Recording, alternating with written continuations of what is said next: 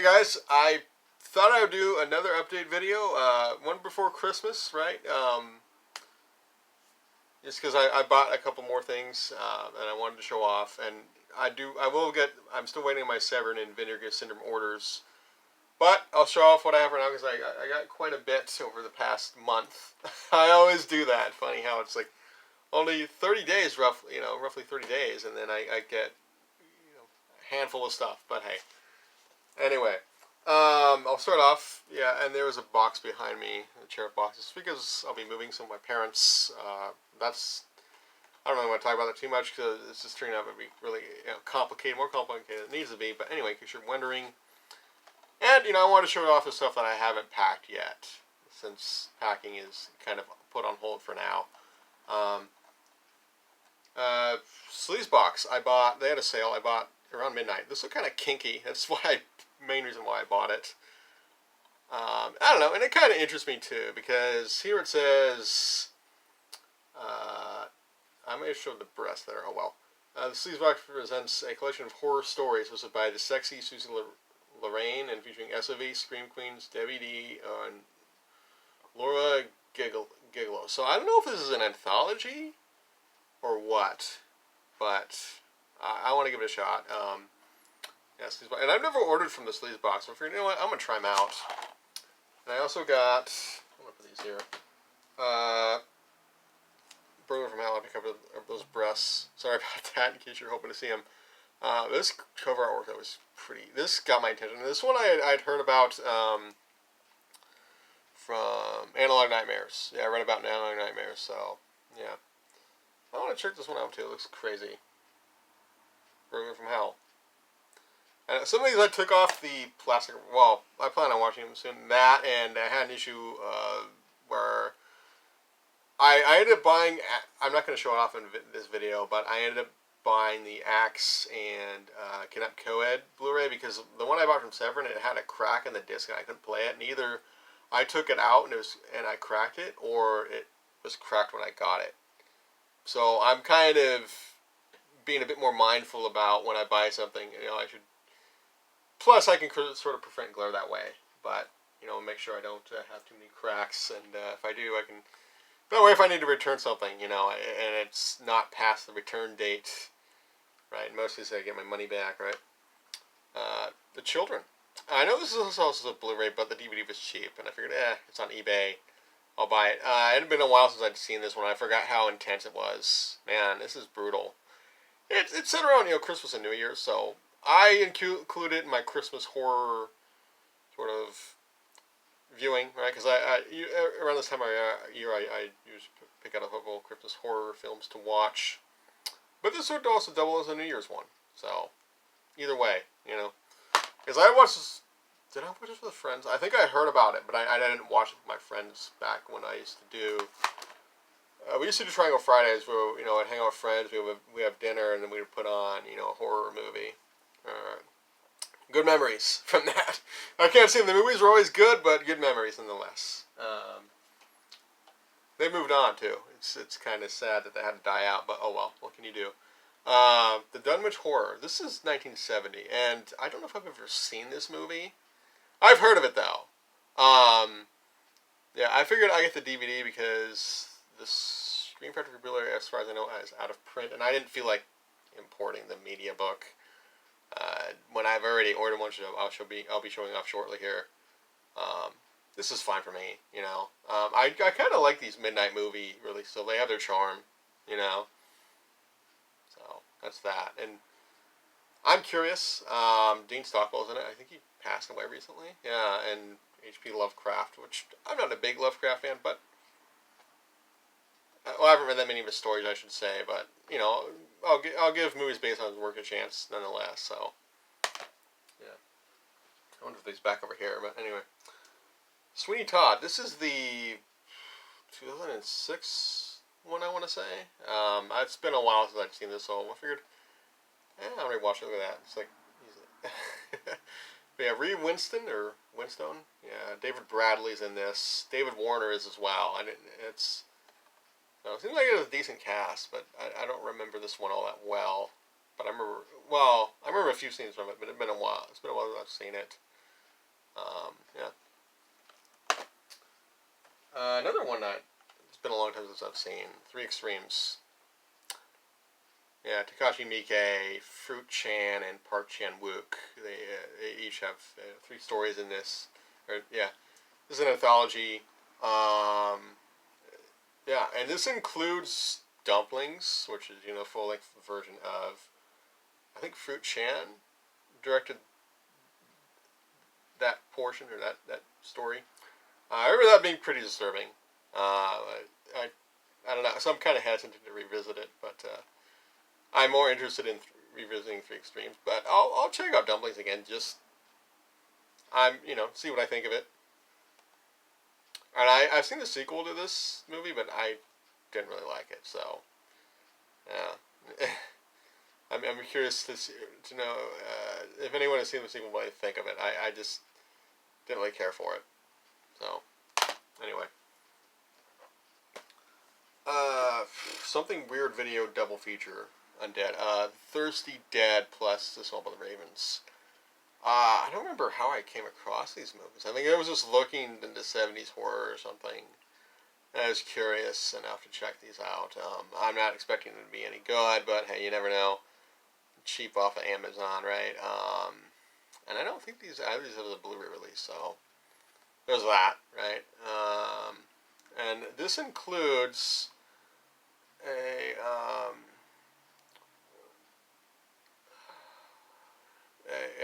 there's an episode of The Black Hand is a rare shot. Oh, The Black Hand, which is an episode of the ultra rare shot in Sweden TV horror anthology 13 Demon Street, hosted by Lon Chaney Jr. So this has a rarity on it that I do want to check out. So yeah, see what I think of it. Blu-rays, I'll talk about the Barnes & Noble ones first, because they did have a Criterion sale and an Arrow sale. I know. When I ever go there, it's like, do I spend more than I plan to, or do I limit myself? In this case, because it was Black Friday, and I bought a couple other things. I'm not going to show up my comics in this video. Maybe I'll show them up in another one for Black Friday, speaking of which. Because I figured this video is going to be long enough. But anyway, The Black Cat, the Lucio Fulci directed version or adaptation. I've seen Sergio Martino, Your Vice is the Locked Room and Only I Have the Key. I've seen that, but I haven't seen this one. And I've always liked this story, The Black Cat. I've always been I'm a Poe fan, I would say. So I'm curious to see Fulci's take on it. For Criterions, I got a movie I haven't seen. It's been a few years. Ghost Dog, The Way of the Samurai. Jim Jarmusch. I usually I've seen Strangers in Paradise. I think that's the name of it. There's another one I watched of his recently. I don't remember the name of it, but do I have it on Blu-ray though? I can't remember. But anyway, Jarmusch. Oh, Dead Man. Yeah, I have that one as well on the Criterion Blu-ray. I think I bought that I bought that in previous sale. So, yeah. I look forward to checking this one out again because I really enjoyed it. We get The Lure. Polish horror musical, I believe.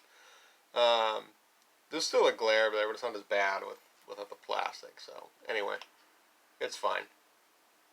Yeah. I don't know much about this one. Other than that, it has to do with mermaids. So I look forward to checking it out. I suppose it's on my watch list, so hey. It's a 2 for 1 for me, right?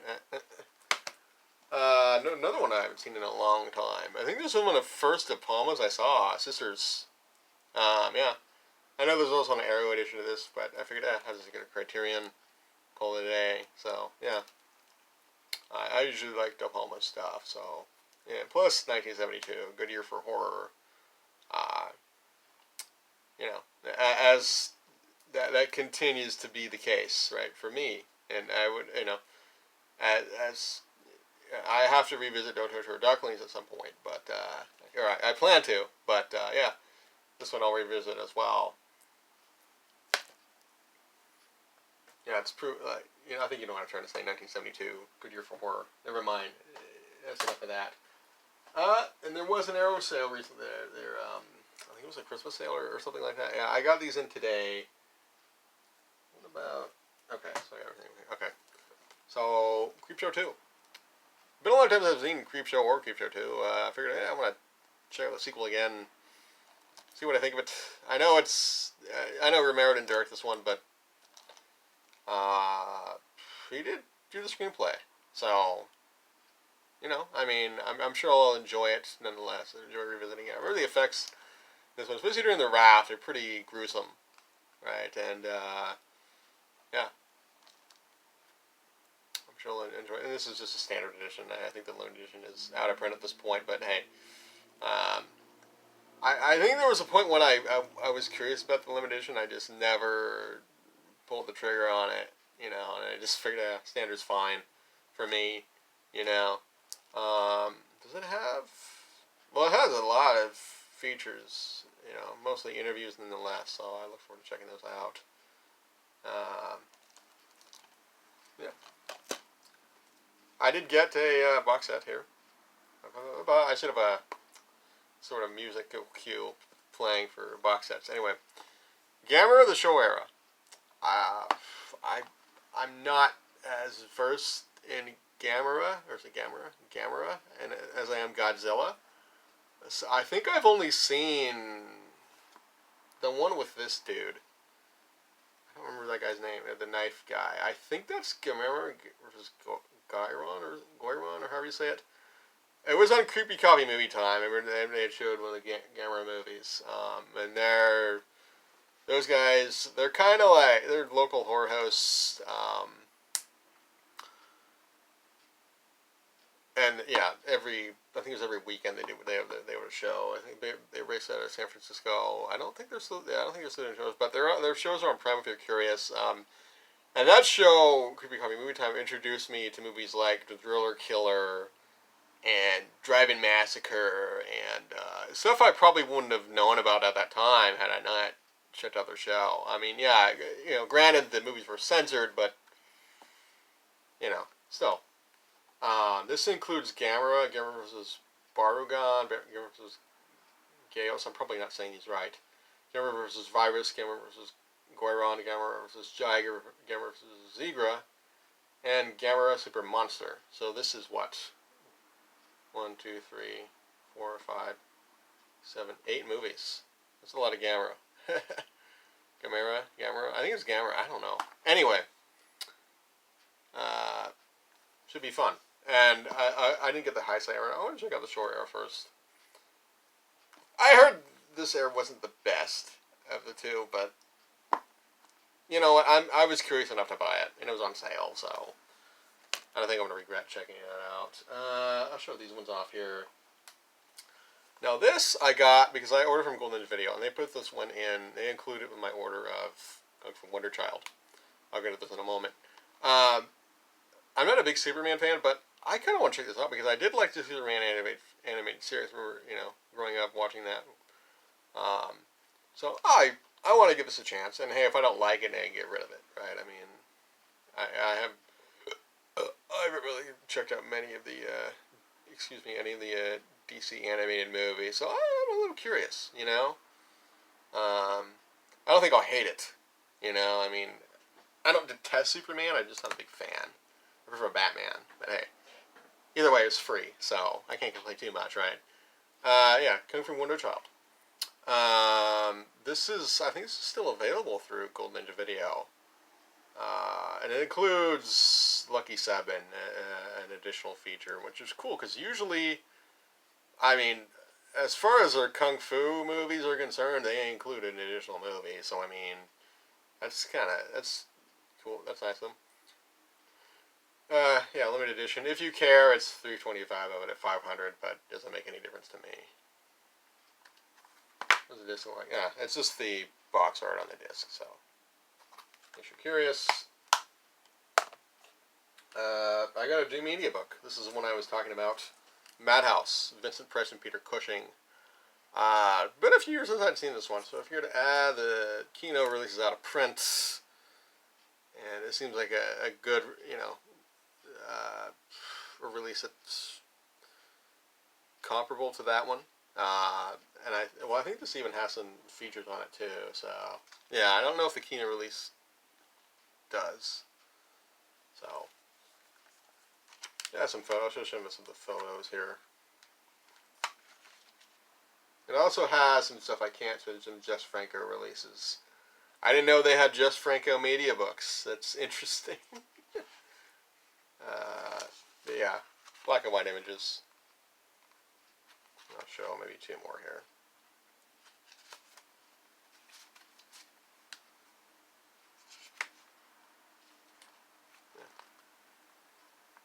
I remember liking this one though. I know some people aren't big fans of it, but I want to give it another chance. I mean, why not? Another movie I haven't seen in a long time, and this one I think came out pretty recently. Possession, the 1981 film. Do I have to cover those breasts? I don't know. This doesn't. Whatever. It's been a long time since I've seen this. I remember it on. I think I watched it up at TCM Underground several years back. I must have been in high school when I'd seen this movie.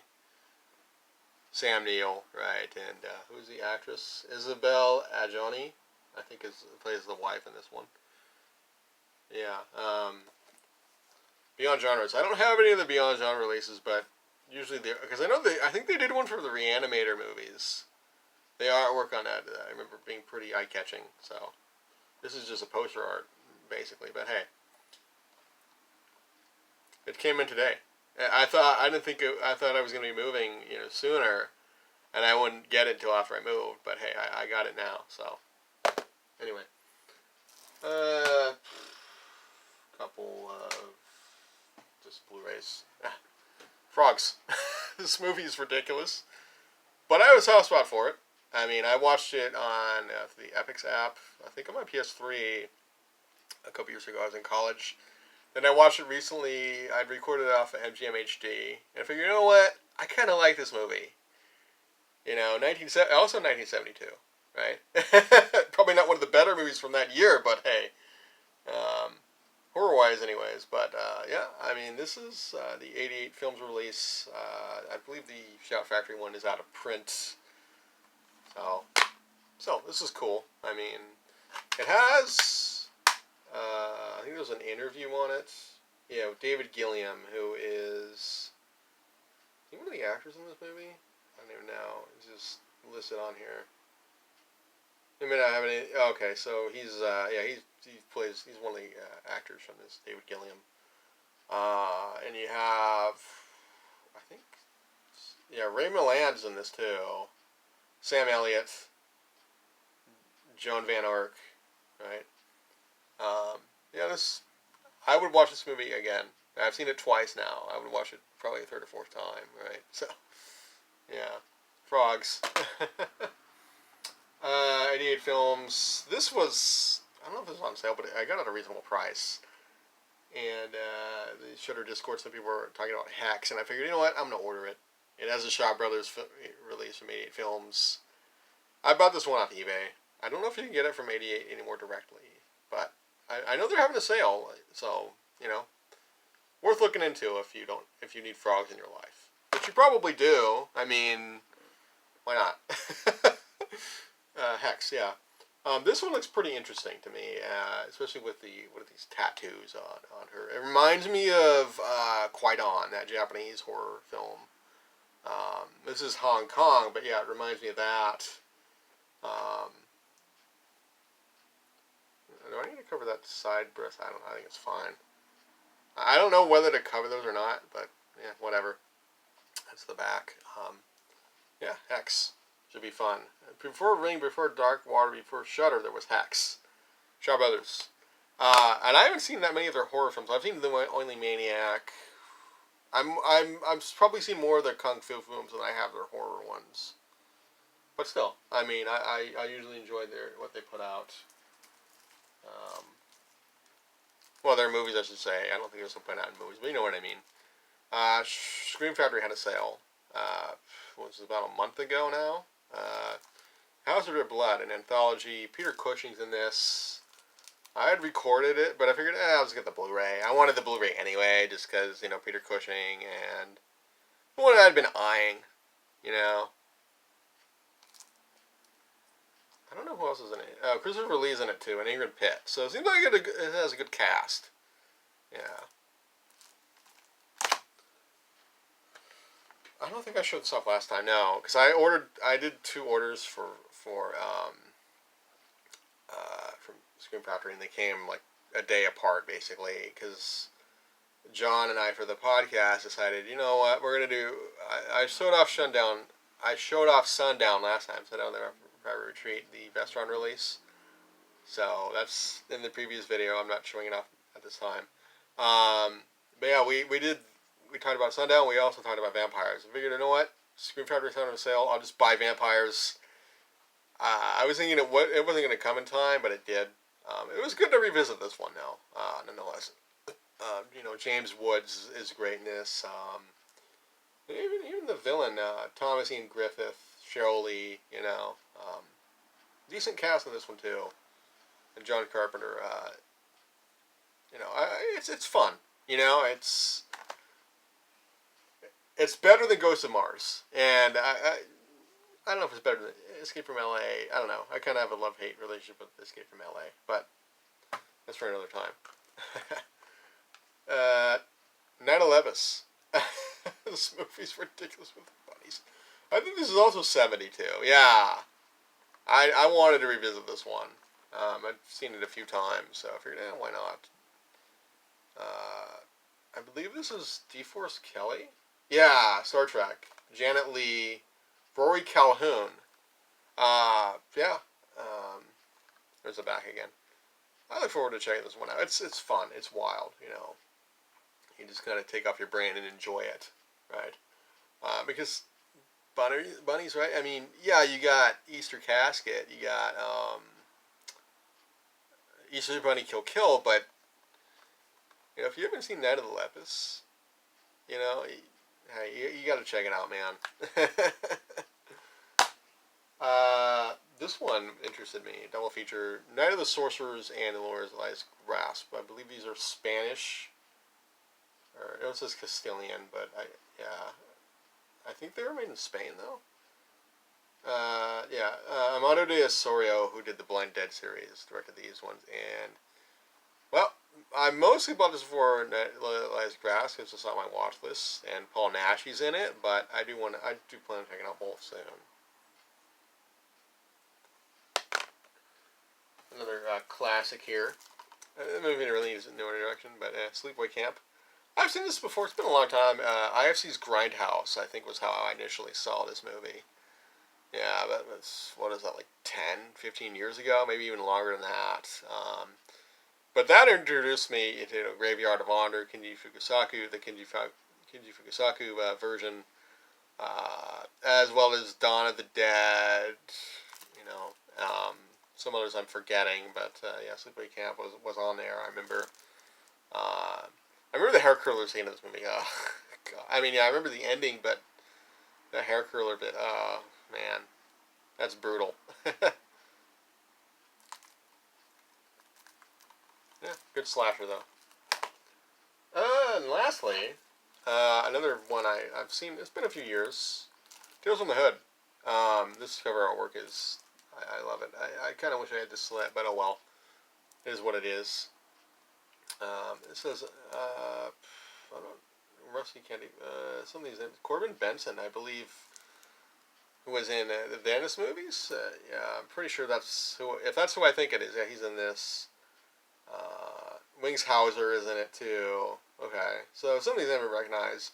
I remember the one with I think it was a teacher, the kid with a paper, and he crushed the paper, and it was sort of like a voodoo doll. I remember that. I remember this is a pretty memorable movie.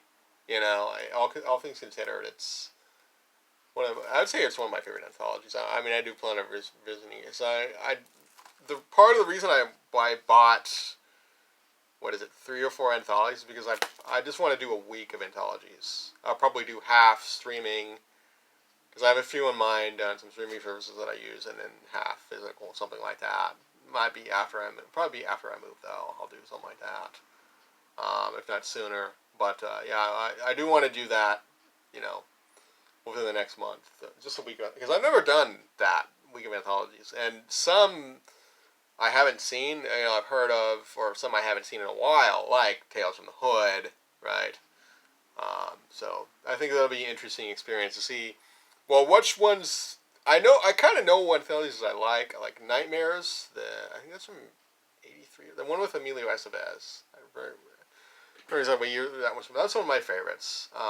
Lance Henriksen is in that one too.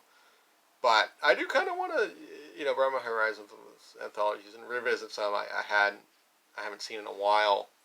I don't know if I'm gonna get any more at this time, but 3 or 4. I think what I have still is, like I said, and plus the ones I have on streaming services like Hoopla. I think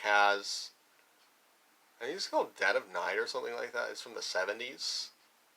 I may just get the DVD. I haven't decided yet, but yeah, I do want to check that. That's another one I plan on checking out, and I think there are some on Tubi that I'll probably check out as well. That I don't know what the physical release wise. I don't know how readily available some of those ones are. But anyway, it's been a fun video.